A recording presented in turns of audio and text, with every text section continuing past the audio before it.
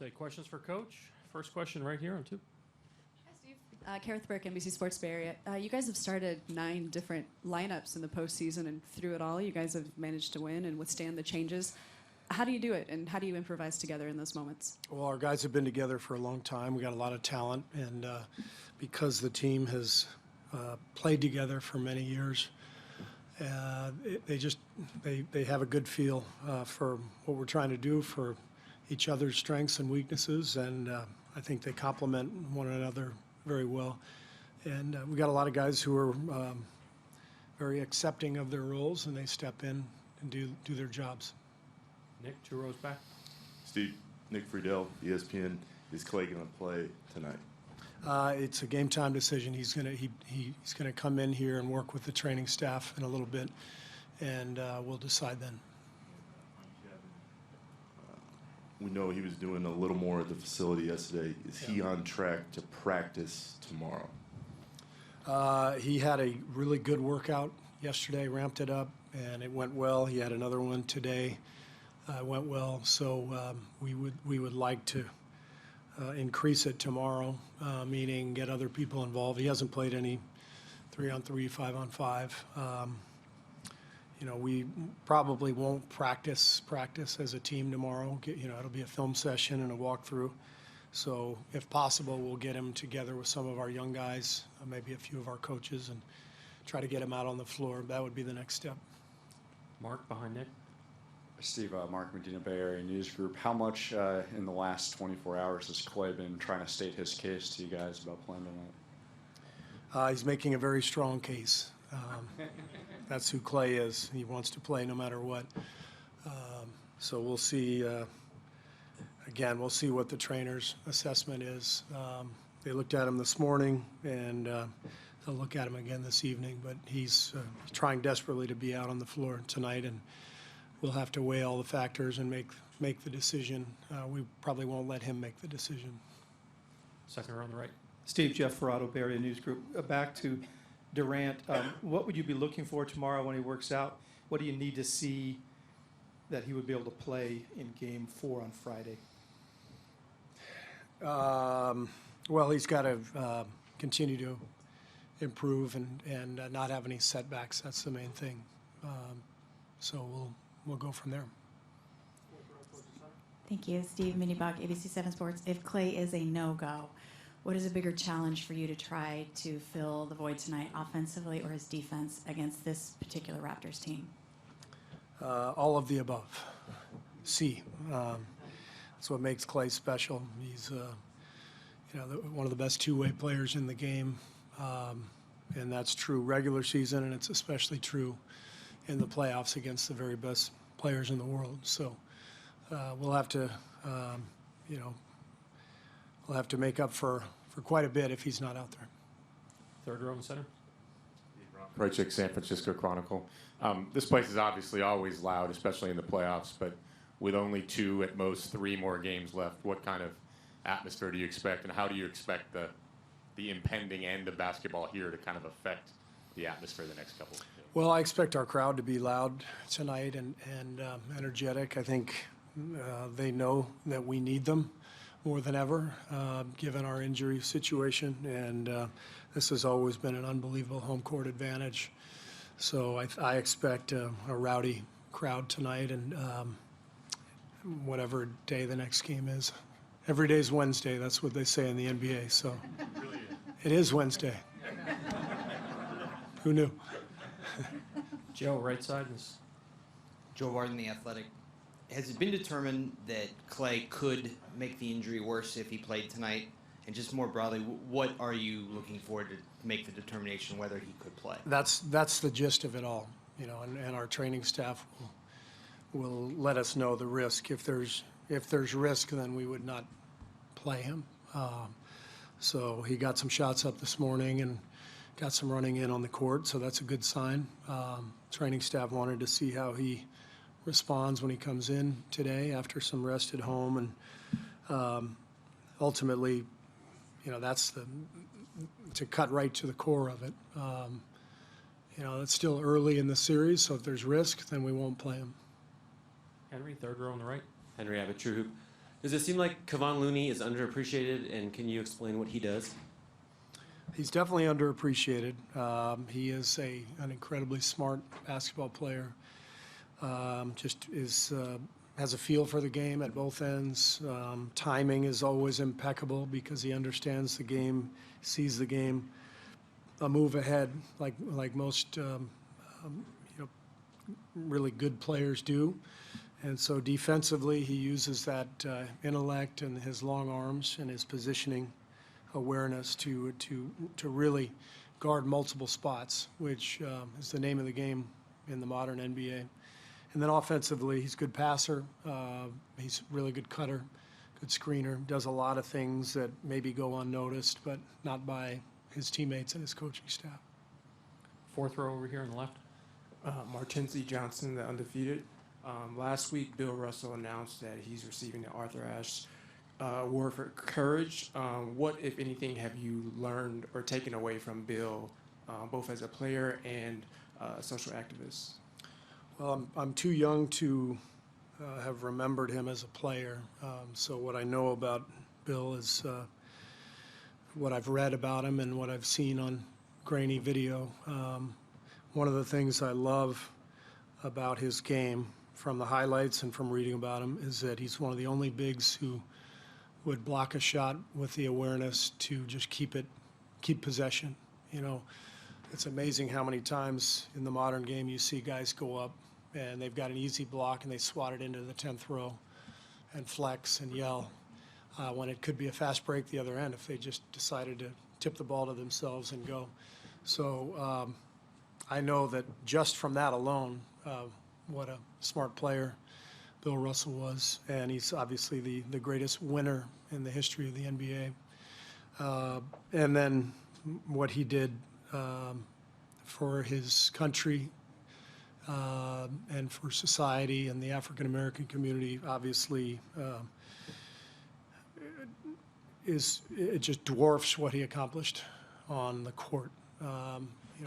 Being a prominent player in the civil rights movement and taking that leadership, understanding his voice and his power, one of the most important athletes in the history of our country. So, yeah, he's on the Mount Rushmore for sure.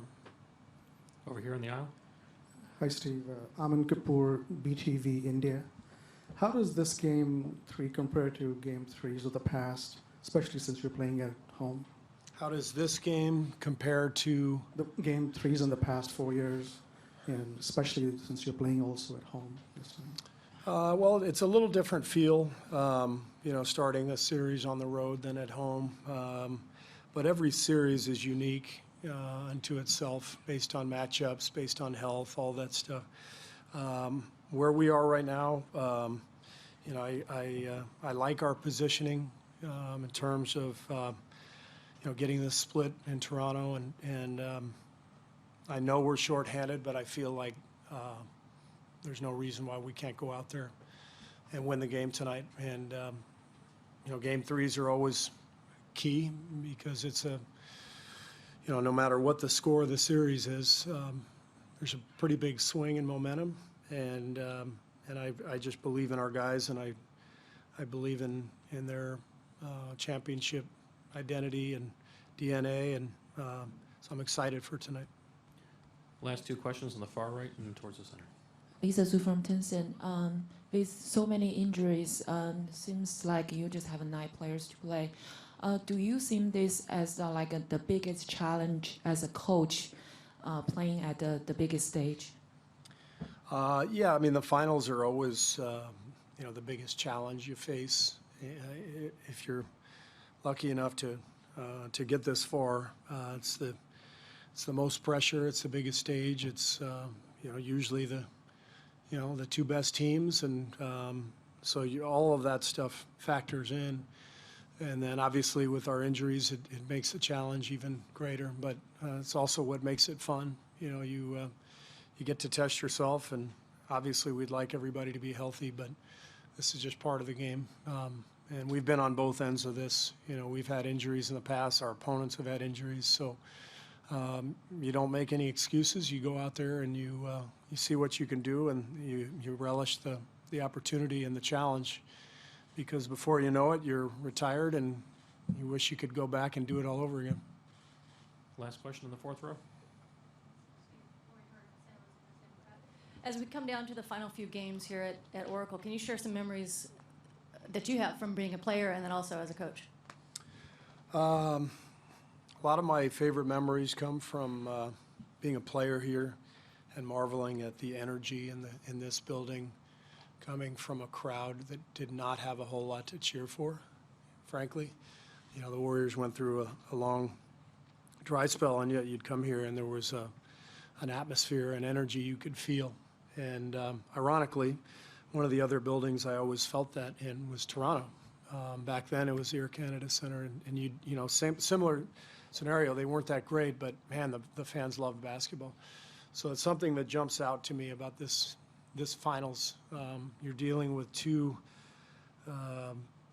areas, cities, general areas that are just basketball crazy, and you can feel it inside and out of the building around town. And so it's been just an incredible experience to play and coach at Oracle, and hopefully we can, you know, go out in style and win our last games here. But we're going to miss it here for sure. We're looking forward to the new arena. It's going to be amazing, but we'll always miss Oracle. Thank you, Coach. Thanks. Any questions? In the back on 4? No. You got one, John? Yeah. Okay, go ahead.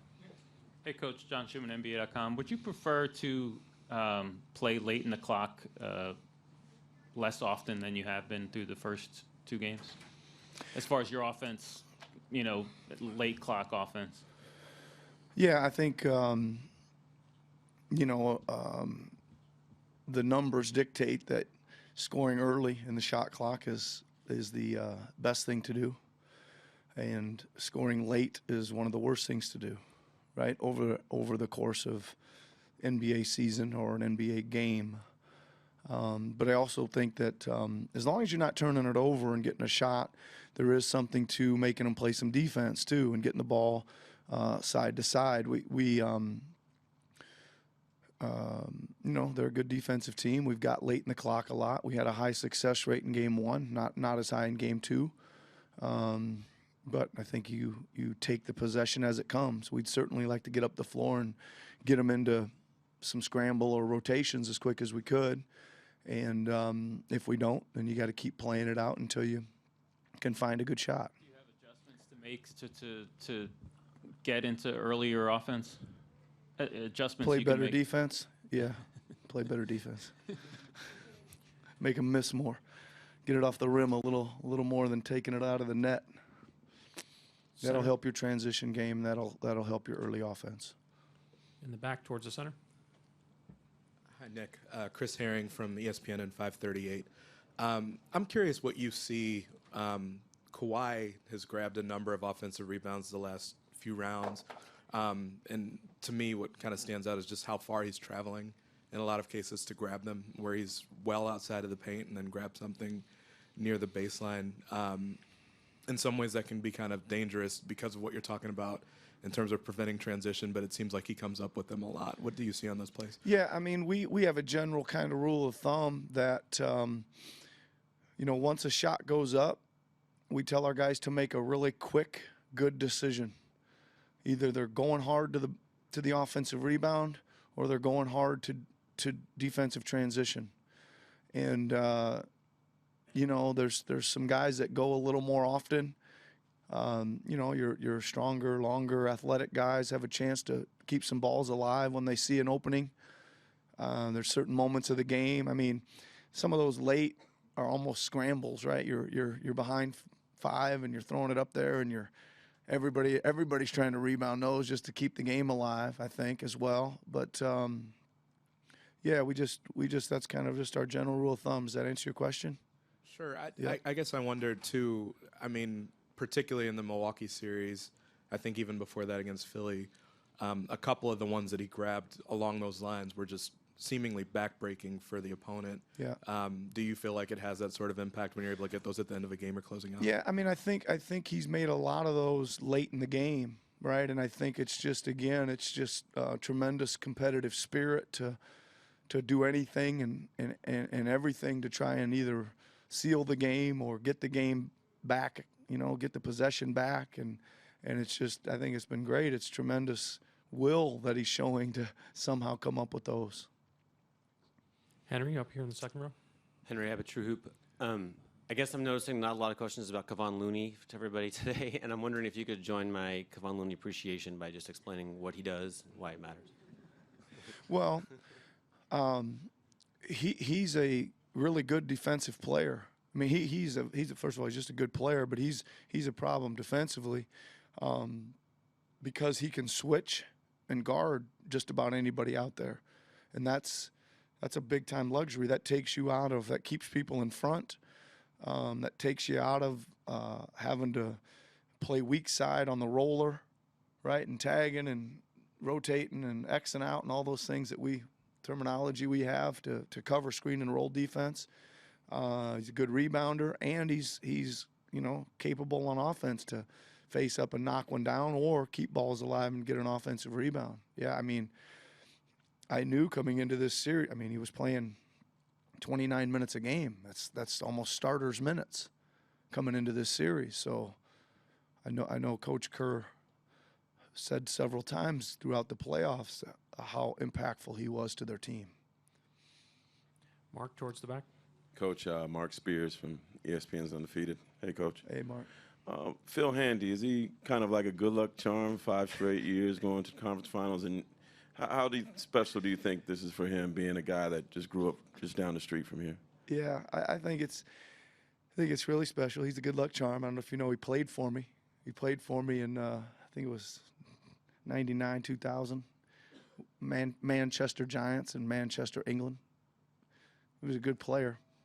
Won a championship with Phil there. So he's really good at his craft. Obviously, he's one of the best, if not the best, player development coaches in the league. And obviously, he's from here, grew up here. I think he'd like to get a W against these guys right here in his kind of neighborhood. Would you, if you guys won, would you let him tackle you like he tackled Kyrie? I hope he wouldn't. I'm probably not quite as durable as Kyrie, and might put me out for the summer. Joe, sixth row on the right. Joe Varden, The Athletic. I apologize if you've been asked this lately, but do you have a playlist when you're on the road for that guitar? Is there something that you go to, especially on the road, or? No, you don't have to apologize. I don't. My playlist is pretty short. I'm just. I'm not very good. If I was a golfer, I'd be shooting about 120 on 18 holes. If I was comparing my guitar playing to golf, like a little Johnny Cash, Bob Dylan, that kind of stuff. Jeff in the center. Jeff Zilgett, USA Today. Nick, I read an interesting nugget about how you called timeouts at half court. Your players call it at half court, gives you the leeway to go either side. How and when did you discover that? Because you don't see it very often in the league. Yeah, I think Kyle discovered it actually last year sometime. I don't remember exactly when, but I think Kyle figured that out. If you called it in the middle, you could take it either side. I'm not even that crazy about getting it across half court. I usually just like to call timeout if a timeout's needed and bring it full court, to be honest with you. But if we do inbound it and we want the one, we're gonna get it across and take it in the middle. That way I can go to any play on either side, because some of them favor one side or the other depending on what you want to run. Standing on the right. Coach Dan Devine from The Ringer. So much uncertainty about the status of Klay Thompson, some of the other players on the Warriors, even going right up to tip now. I'm wondering, how much does that impact your game planning, your preparation, knowing that you're taking it right down to the wire? It doesn't impact it very much. I think we're at the point of this series where we got to get out and guard these dudes, right? Whoever's out there, we got to get back to playing our defense, right? Quit worrying so much about special plays, this, that, and the other thing. We need to get into the ball when you're guarding it. Be great at guarding the ball when your man doesn't have it. Help make the rotations. If somebody goes to help the helper. Fly out at shooters and block out. We got to do a better job of that if we want to win. Last question here on the left. Hi, Coach Nick. Yanni Rubenstein, Hoops Israel. Hey, what's up, man? How important is it to have Sergio Scariolo on your coaching staff with his European experience? You know, he's a rookie in the NBA. Yep. Well, first of all, he's I think he's got 2 Olympic silver medals under his belt as a head coach. He's been a head coach for about 30 years now. And he has a really special relationship with one of our players, and now 2, right? When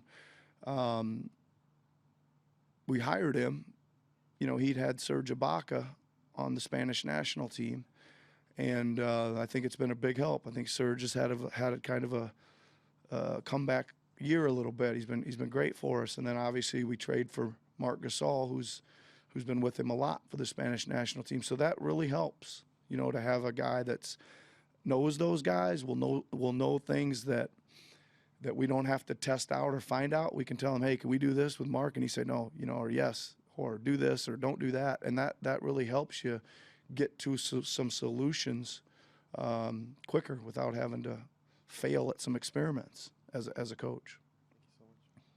Thank you, Coach. Okay, enjoy the game.